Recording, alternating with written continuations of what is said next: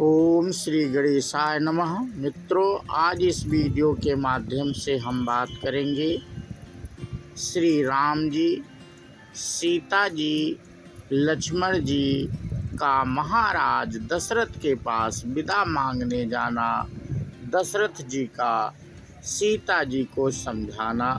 तो मित्रों, ये प्रसंग हमने श्री रामचरितमानस अयोध्या कांड से आप लोगों से साझा कर रहे हैं। तो बिना देरी के मित्रों, हम इस प्रसंग को शुरू करते हैं। सचिव उठाई राव बैठारे, और कही प्रिय बचन राम पगुधारे। सिय समेत दो तनय निहारी, व्याकुल भइउ भूमि पति भारी। श्री राम जी पधारे हैं, ये प्रिय वचन कहकर मंत्री जी ने राजा को उठाकर बैठाया। सीता जी सहित दोनों पुत्रों को वन के लिए तैयार देखकर राजा बहुत व्याकुल हुए। सिय सहित सुत सुभग दो देखी अकुलाय, बारही बार स्नेह बस राउले नौर लाए। सीता सहित दोनों सुंदर पुत्रों को देखकर राजा अकुलाते हैं और स्नेहवश बारंबार उन्हें हृदय से लगा लेते हैं। सकै न बोली बिकल नर नाहू, शोक जनित उर दारुण दाहू। नाइसी सुपद अति अनुरागा, उठी रघुबीर विदा तब मांगा। राजा व्याकुल हैं, बोल नहीं सकते।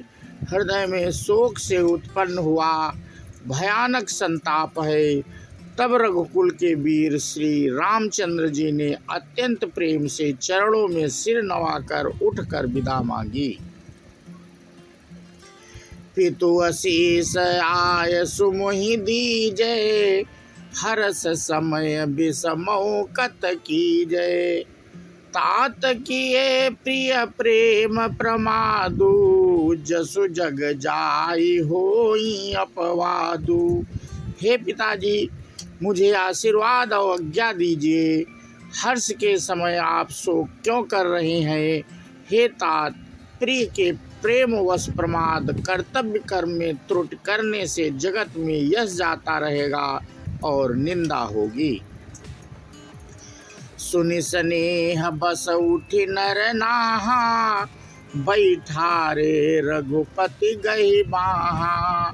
सुनो तात तुम कहु मुनि कहाही, राम चराचर नायक आही।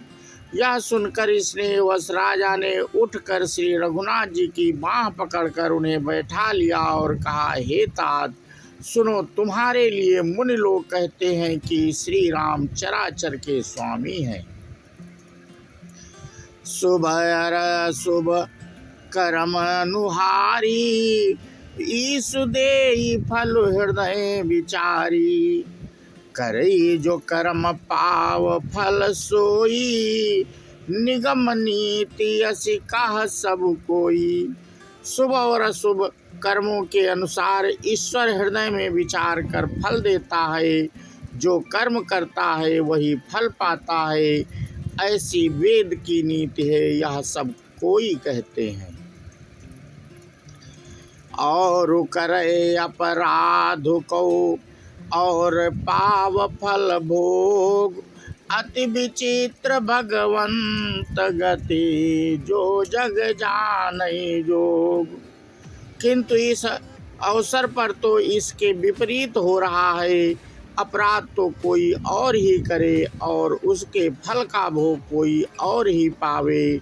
भगवान की लीला बड़ी ही विचित्र है, उसे जानने योग्य जगत में कौन है। राई राम राखन हित लागी, बहुत उपाय किए छलु त्यागी। लखी राम रुख रहत न जाने, धर्म धुरंधर धीर सयाने। राजा ने इस प्रकार श्री रामचंद्र जी को रखने के लिए छल छोड़कर बहुत से उपाय किए, पर जब उन्होंने धर्म धुरंधर धीर और बुद्धिमान श्री राम जी का रुख देख लिया और वे रहते हुए ना जान पड़े, तब नृपसी अलाई उरलीन्ही अतिहित बहुत भांति सिख दीन्ही।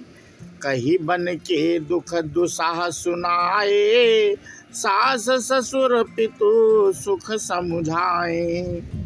तब राजा ने सीता जी को हृदय से लगा लिया और बड़े प्रेम से बहुत प्रकार की शिक्षा दी, बन के दुसाह दुख कहकर सुनाए, फिर सास ससुर तथा पिता के पास रहने के सुखों को समझाया।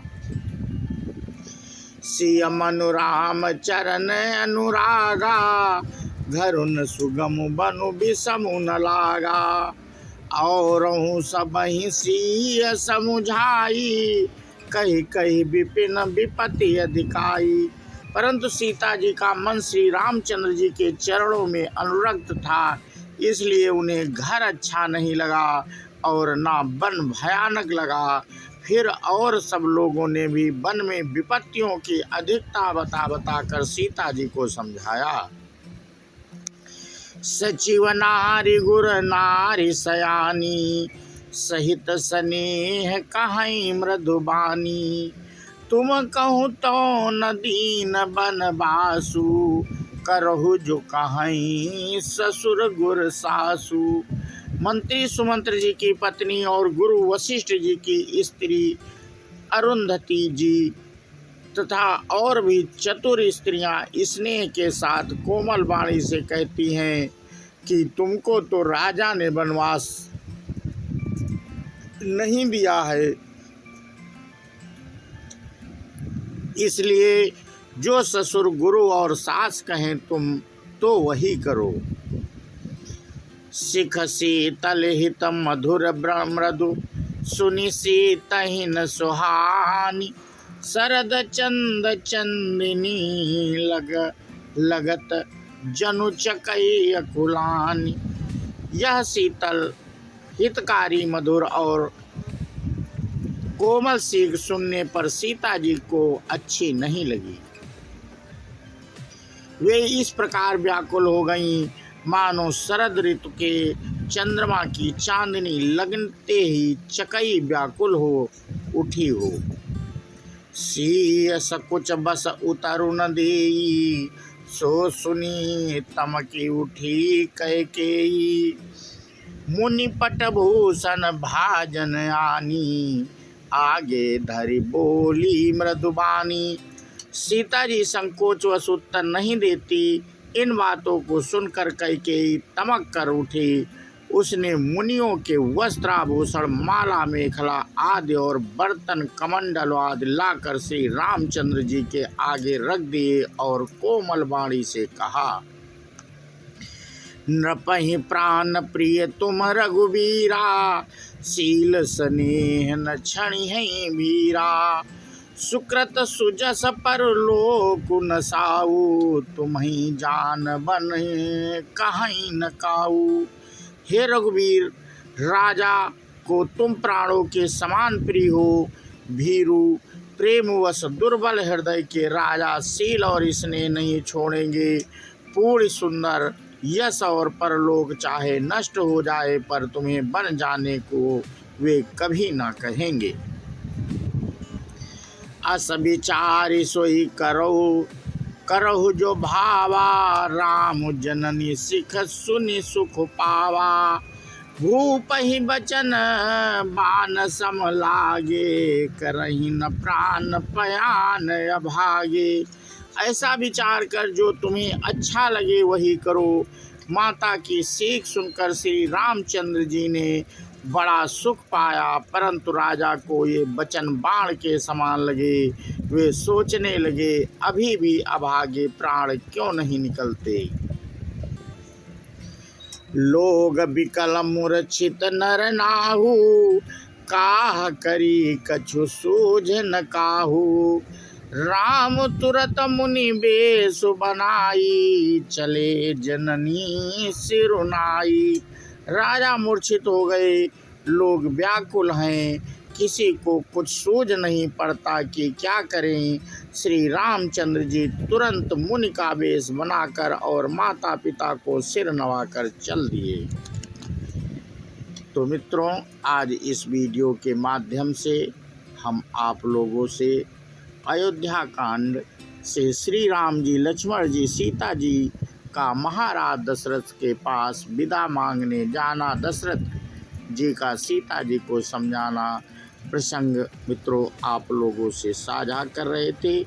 और आज का प्रसंग मित्रों हम यहीं पे समाप्त करते हैं। बोलो श्यावर रामचंद्र की जय, हनुमान की जय। जय हिंद, जय भारत, वंदे मातरम।